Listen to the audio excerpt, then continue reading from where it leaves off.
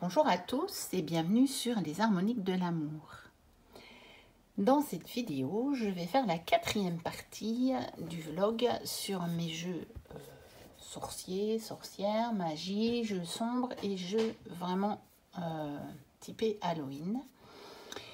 Et ça va être la première vidéo sur mes jeux sombres. Ce qui ne veut pas dire qu'on ne va pas y retrouver des traces de magie, de sorcière ou même d'Halloween pour certains. Mais disons que on peut les utiliser. Ce sont des jeux que je pourrais mettre vraiment pour la période sombre. Ceux sur les sorcières, je pourrais les mettre à d'autres périodes que celle-ci, d'ailleurs, parce que la magie, bah, c'est toute l'année. Et par contre, ceux qui sont vraiment typés Halloween, bah, c'est vraiment sur les moments d'Halloween, quoi. On va dire une quinzaine de jours, pas plus, je pense. Et donc, on va commencer par The Wisdom of the House of Night. Donc, c'est un oracle en anglais. Je ne pense pas qu'il ait été traduit. Il est de PC Cast et Colette Baron-Red. C'est une des raisons pour lesquelles je l'ai acheté, parce qu'il avait été fait par Colette Baron-Red, que j'aime beaucoup ses jeux. Il est donc aux éditions, alors là, aux éditions, eh ben, je ne sais pas, voilà, Potter Style, mais je ne sais pas du tout si c'est l'édition, on va peut-être le voir à l'intérieur. Les illustrations ont été faites par Jenna Della Grottaglia, qui travaille très souvent avec Colette, justement. Si c'est ça, ça a été publié by Potter Style. Voilà. Donc c'est bien ça. Et qui est donc basé sur une série de bouquins. Et moi j'ai découvert le jeu en premier, alors que je sais qu'il y en a beaucoup où ça a été le contraire. Et dans la foulée, j'ai lu tous les bouquins. Donc la boîte est en dur, à l'intérieur comme ceci. On a évidemment un petit livret qui est quand même intéressant parce que il y a des... Bon, il y a les introductions habituelles, hein. Je ne vais pas trop m'attarder parce que sinon les vidéos elles sont vraiment trop longues. Et c'est intéressant parce que on a quand même une vision de la carte qui n'est pas nécessairement accessible, je trouve, intuitivement. Voilà. Donc je trouve que c'est intéressant. Vous voyez, j'ai même fait des petites traductions. Bon, je fais toujours ça au crayon parce que je n'aime pas écrire dans les livrets, mais parfois pour me rappeler. Voilà, donc il est très simple. Après, il y a la description de toutes les cartes. Et voici PC Cast. Donc ça, c'est l'auteur des livres House of Night, donc qui est une série de livres. Ça, c'est Colette. Et donc, il y a Jenna Della Grottaglia, mais on ne la voit pas ici, qui a fait les illustrations. Alors, on va passer aux cartes. Un dos comme ceci. Bon, les cartes sont brillantes, puis noires. Vous voyez, il y a des marques de doigts. Directement, on les voit. Et je vous montre quelques illustrations. C'est un oracle que j'aime vraiment beaucoup. On a les tranches argentées. Et je trouve que il est vraiment intéressant, joli. Quand je l'ai eu, je l'ai beaucoup utilisé. Beaucoup. Surtout que j'étais totalement plongée dans les bouquins en plus. Et donc, c'était un petit peu de la folie. Et là, ça fait longtemps que je ne l'ai plus utilisé et je me demande si je me rappellerai encore exactement de ce qu'il y a dans les bouquins. J'adore cette carte. Même si certains ont dit que c'était dommage, qu'ils voyaient le château un peu autrement, enfin la maison de la nuit. Mais moi, j'adore en silhouette comme ça. J'aime vraiment beaucoup cette carte. Voilà donc le type d'illustration. Donc il fait très, très magie, très sorcière, très sombre, puisque les bouquins, pour ceux qui ne connaîtraient pas, parlent de vampires. Mais donc c'est donc des vampires un petit peu comme des personnes d'exception qui ont un rôle à jouer au niveau de la lutte entre le bien et le mal. C'est très intéressant, j'ai beaucoup aimé les bouquins, vraiment beaucoup. Ensuite, j'ai sorti des choses très très différentes, comme ça va être un petit peu amusant. J'ai ressorti des petits oracles de magazine, parce qu'il y en a deux qui sont vraiment dans des tons assez sombres. Donc, l'oracle de la lune d'or. Et je trouve que pour la saison, donc c'est de vous et votre avenir, celui-ci, avec le violet.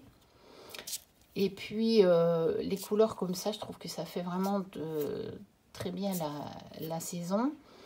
Et j'aime bien ces cartes où il y a un petit peu une petite phrase, plutôt qu'un mot-clé.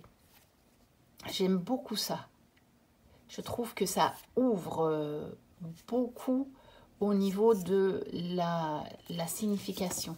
Beaucoup plus qu'un simple mot-clé. Et donc, il y a les explications du magazine, puisque moi, à un moment, il y a eu un moment où j'allais voir tout le temps, j'achetais tous les magazines, mais bon, ça n'a pas duré, parce que après, finalement, ça revient quand même cher, et puis, ça reste que des petits oracles avec peu de cartes. Donc, je préfère acheter des vrais jeux. Ensuite, celui-ci, dont j'aime beaucoup les illustrations, qui est l'oracle pleine lune, le grand oracle pleine lune, et 4. Et on avait même le... Voilà, donc je l'ai acheté en 2020. Il y avait le calendrier lunaire de 2020. Et magazine, vous et votre avenir à nouveau. Et je trouve qu'il est vraiment de saison. Voilà le genre de carte. Et j'aime beaucoup les illustrations. Voilà. Maintenant, ce sont des petites cartes. Je vous les montrer dans mon vlog sur les petites cartes. Elles sont même plus petites qu'un petit Lenormand, je pense. Ou pas plus grand en tout cas. Donc, soit la taille d'un petit Lenormand, soit plus petit. Ensuite, j'ai ressorti l'oracle de l'infini de Fabrice Gosset, qui a été fait par Grimaud, France Cartes. Je ne sais pas s'il est encore disponible. Je n'en ai vraiment aucune idée. Le premier, normalement, Wisdom of House of Night, je pense qu'il est encore disponible. Bon, les petits oracles des magazines, évidemment, je vais les retrouver d'occasion. Donc, on a un petit livret, mais il n'y a vraiment pas grand-chose dedans. Vous voyez, quelques tirages. Et puis, il y a uniquement des mots-clés. Voilà. Et les cartes sont relativement sombres. Même si c'est un oracle assez générique, on va dire. Donc, vraiment pour faire des guidances ou de la divination tout à fait générale sur tous les sujets, on va dire. Mais voilà, les couleurs sont vraiment sombres. Déjà, le dos, il est joli. C'est dommage qu'ils ont mis le nom. Je n'aime pas les dos avec les noms des jeux. Je trouve ça inutile. Normalement, on sait quel jeu on utilise. Et puis, ben, à cause du grand cadre noir ici. Et par exemple, j'aime beaucoup cette carte. Voilà, les illustrations me plaisent bien. C'est un oracle qu'on ne voit pas beaucoup passer, je pense. Voilà, je l'aime beaucoup. Et donc, je l'ai ressorti pour cette période. Alors, oui, parce qu'il y a en fait un petit pochon dans la boîte. J'ai toujours du mal. Je pense que je vais mettre la boîte dans le pochon. Ce sera encore plus facile. Parce que vu que c'est quand même une boîte un petit peu fragile, ce sera encore mieux. Et j'aurai plus de mal à le faire rentrer dedans. Bon, je ne sais pas si la boîte rentre dedans. Par contre, je ferai ça après parce que je ne veux plus faire tomber le pied. Ça m'est encore arrivé récemment et je ne veux pas. Notez que ça m'apprend à faire des montages. Au départ, je ne me rappelais plus du tout comment on faisait des montages. Maintenant, je commence à pouvoir de nouveau le faire. Alors, on continue avec quelque chose de différent qui est l'oracle des fleurs nocturnes de Cheraline Darcey. C'est un de ces seuls oracles qui a été traduit, je pense. Mais il y en a un quand même qui est sorti tout récemment. Je crois que c'est l'oracle de la magie verte que j'ai pas encore. Le nom, je suis pas sûre. Hein. Mais voilà, on a un intérieur vert comme ça. Et alors, sur le petit livret, c'est un vert, mais il fait plus vert à la caméra en fait. C'est un vert un peu doré, je dirais. Donc, il y a, comme toujours, l'introduction, les cartes, comment utiliser l'oracle, interpréter les fleurs. Il y a des méthodes de tirage et puis il y a évidemment les significations des cartes. Et peut-être à la fin, oui, il y a un petit mot sur l'auteur. Et c'est un oracle très joli. Ah oui, je n'ai pas regardé. Il a donc été traduit aux éditions Contredire. Et j'aime beaucoup les illustrations. Voici le dos. Donc les cartes sont un petit peu brillantes. Elles sont évidemment de très bonne qualité. C'est Contredire. Donc il n'y a pas de, généralement pas de souci à ce niveau-là. Et donc j'aime bien ces couleurs comme ça sur le fond noir qui ressortent assez fort. Et ça me fait un petit peu penser au Lily Black Tarot de Célia Melesville. Et je pourrais très bien les associer. Je pense qu'ils matcheraient vraiment très bien. Donc on a un mot-clé et on a chaque fois le nom de la plante. Donc ça permet aussi de faire des recherches éventuellement sur la plante. Et ce sont des plantes nocturnes. Donc ce sont des plantes qui s'épanouissent plutôt la nuit. Alors Cheraline, je pense qu'elle est australienne, si je ne me trompe pas. Et ce sont plutôt des plantes qu'on trouve là-bas. Bon, c'est certainement écrit dans le petit guidebook. Mais je pense que il y a une partie des plantes qu'on trouve plutôt là-bas. Pas trop ici en Europe. Ensuite, j'ai sorti l'oracle of Vision de Ciro Marchetti, qui est sorti en français depuis, mais que je n'ai pas racheté en français.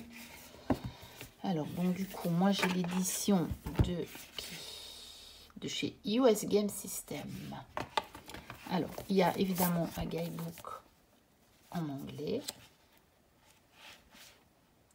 Mais c'est un oracle, il y a beaucoup de monde qui l'utilise à l'intuition.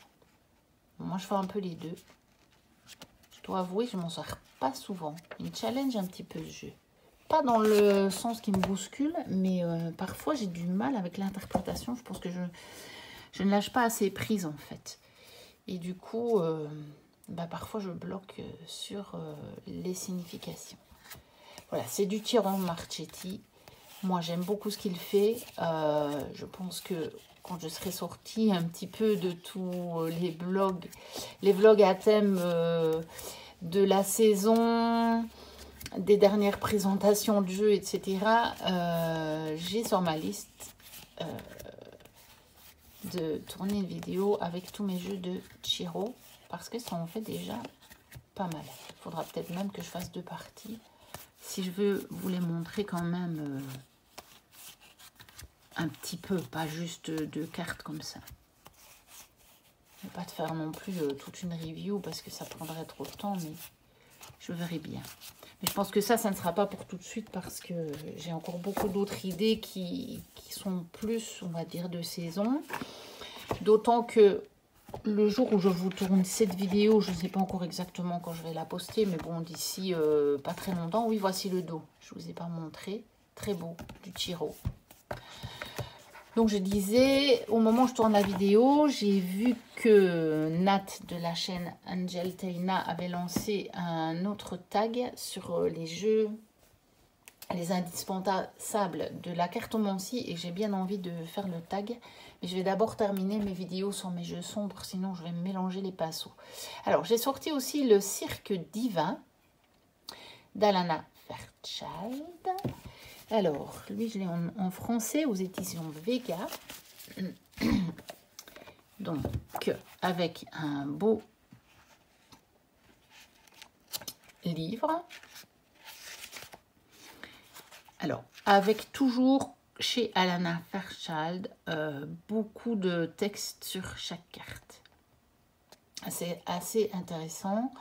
Donc, il y a toujours une espèce de petite introduction, puis vraiment une signification. Là, il y a une astuce de guérison et une affirmation.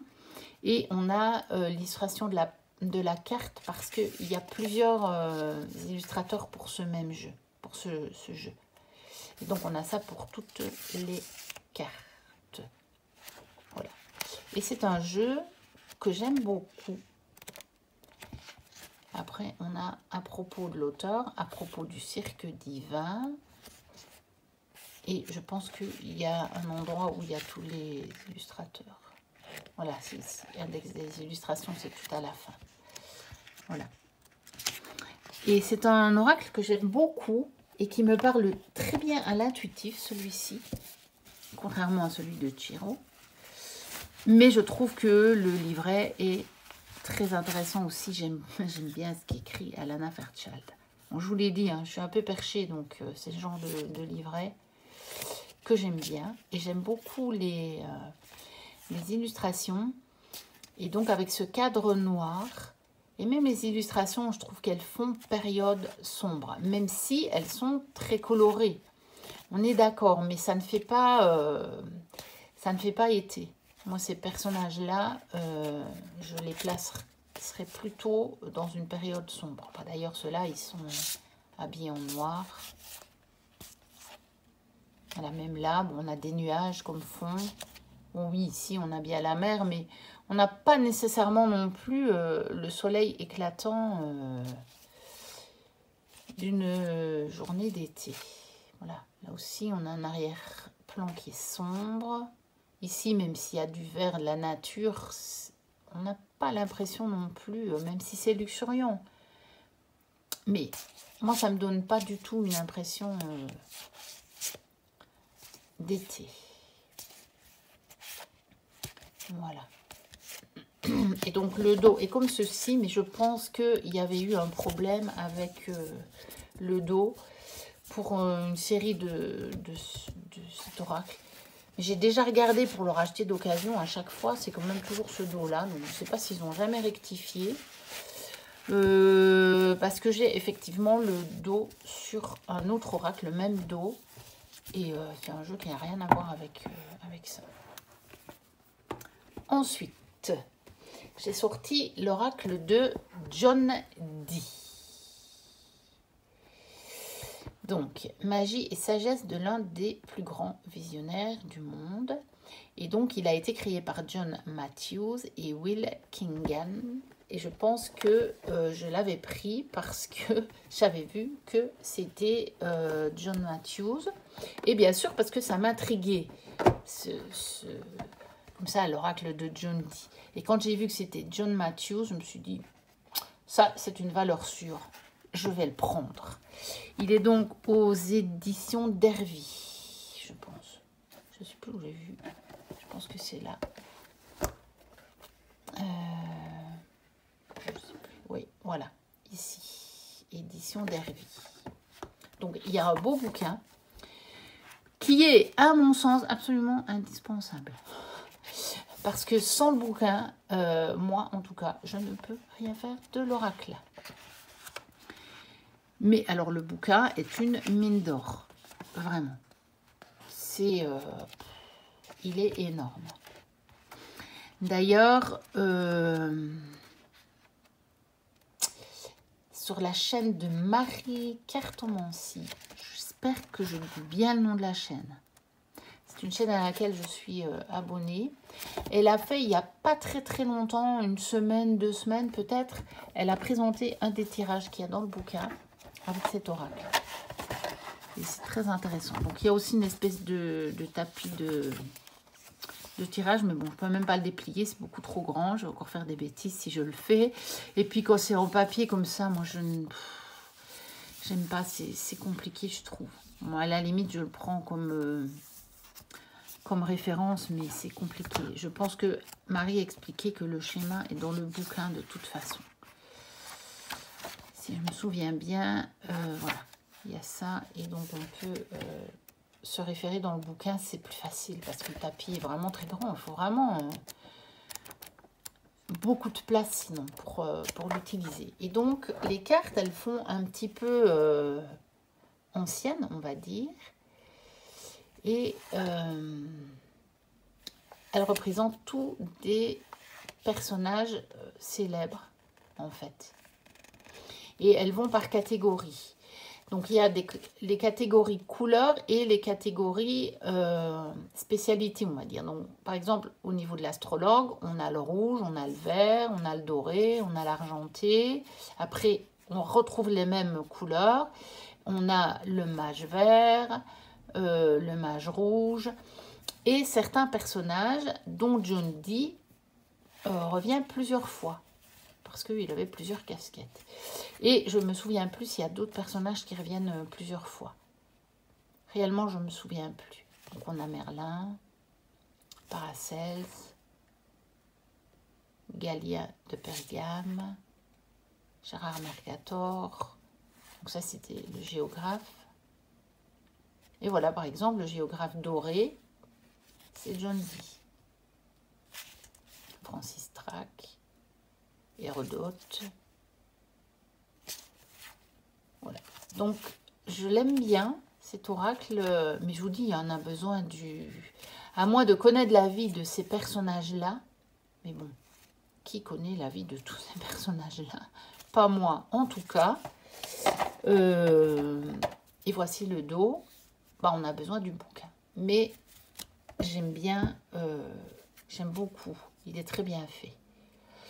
Et donc, évidemment, c'est encore une fois un dos avec des copyrights. Enfin, ça, j'aime pas. C'est beaucoup dans les jeux de John Matthews. Il y a beaucoup ça.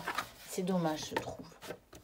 Ce serait tellement plus beau avec juste le petit symbole au milieu de la carte et rien d'autre. Mais bon, voilà, c'est comme ça. Hein. Alors, je vais essayer de ne pas faire de bêtises. Je pense que je vais le laisser là. Je suis dans mon place. Et j'en ai sorti un dernier pour cette vidéo, qui est l'oracle des anges déchus de Nigel Suckling. Celui-ci, il n'est plus disponible.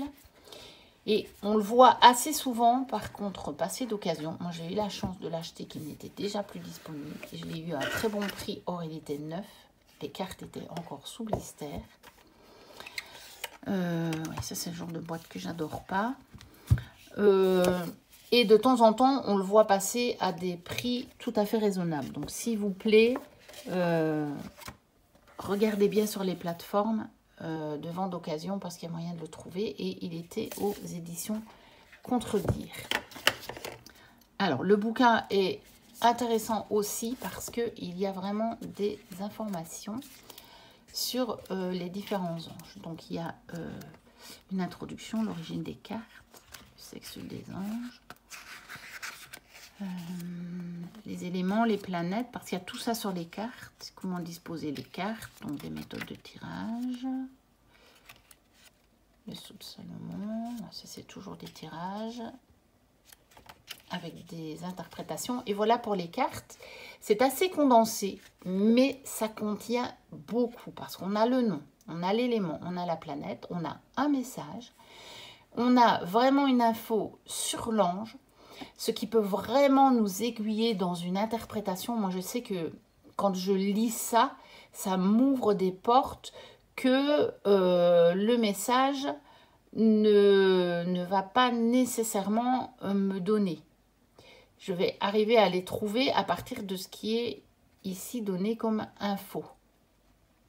Et on a encore une devise de la carte, donc c'est plus ou moins un mot-clé en fait. Parfois, il y en a Il y en a deux. Par exemple, vous voyez, pour la carte numéro 2, on a force et tourmente. Alors que là, les mots ne sont pas nécessairement synonymes, on va dire. Hein. C'est deux idées un petit peu différentes. Ici aussi, on a vision, diplomatie. Mais vraiment, quand on lit ce qui est dit de l'ange, on a vraiment beaucoup de pistes d'interprétation. Voilà. Donc, je vais vous montrer les cartes. Donc, il fait quand même assez sombre. Voilà, comme ceci. Et alors, je trouve qu'on dirait que toutes les illustrations ont comme été prises un petit peu dans un cimetière. Je ne sais pas si c'est le cas. Je me souviens plus. Peut-être c'est indiqué dans le guidebook, mais je me souviens plus. Et quand je l'ai ressorti, je me suis souvenue de la petite vidéo que Offlan, donc Offlan à la cour des oracles, c'est une très très belle chaîne. Si vous ne la connaissez pas, je vous invite à aller la découvrir. Et elle a fait, durant l'été, une vidéo où elle nous a fait profiter d'une visite du Père Lachaise à Paris. Et j'ai adoré parce que moi, je ne suis jamais allée au Père Lachaise. J'habite pas tout près de Paris. J'ai été qu'une seule fois dans ma vie à Paris.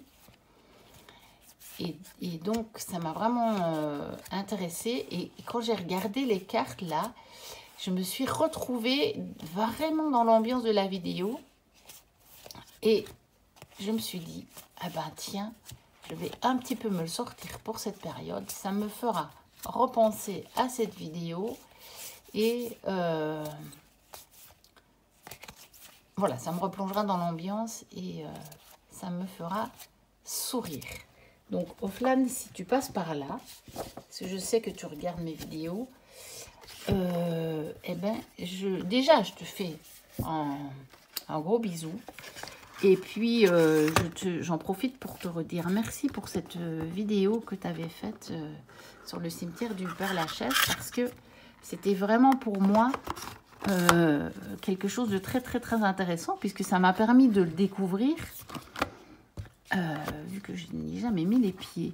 Et donc, j'ai vraiment... Et puis, j'ai bien aimé la façon dont tu avais tourné la vidéo. Enfin, tout ça, c'était vraiment très, très, très, très chouette. Ça avait été une super belle découverte pour moi, qui en plus avait eu très peu de jours de congé pendant l'été. Et ça m'avait fait comme si j'avais quand même eu l'occasion de m'échapper à Paris, quoi. C'était vraiment chouette, vraiment. Voilà, donc c'était le dernier oracle pour cette vidéo, parce qu'on arrive quand même déjà presque à 30 minutes. Je vous dis à très très bientôt pour la suite. N'hésitez pas à commenter, à vous abonner, à liker. Je vous remercie d'être là. Je remercie mes copines fidèles. Et j'en profite pour vous dire que j'ai pris beaucoup de retard dans le visionnage de vos vidéos. Peut-être que d'ici que vous la voyez, j'aurai un petit peu rattrapé, mais j'ai vraiment beaucoup de choses à faire pour le moment. Et j'ai même pas le temps, voilà. Je suis désolée, mais j'ai pas le temps de regarder toutes vos vidéos, mais je me les mets dans une liste. Et je vais toutes les regarder, je vous mettrai un petit mot à toutes vos vidéos, c'est promis, mais quand j'aurai le temps. Et puis il y en a beaucoup, il y a eu beaucoup de vidéos les derniers temps sur les chaînes que je suis qui m'intéressent vraiment de regarder. Et donc, quelque part, il y en a presque eu trop. J'ai pas le temps de les regarder. Mais c'est promis, les copines. Je viens voir ça et je vous mets un petit commentaire. Voilà. D'ici ma prochaine vidéo, portez-vous bien. Bye bye.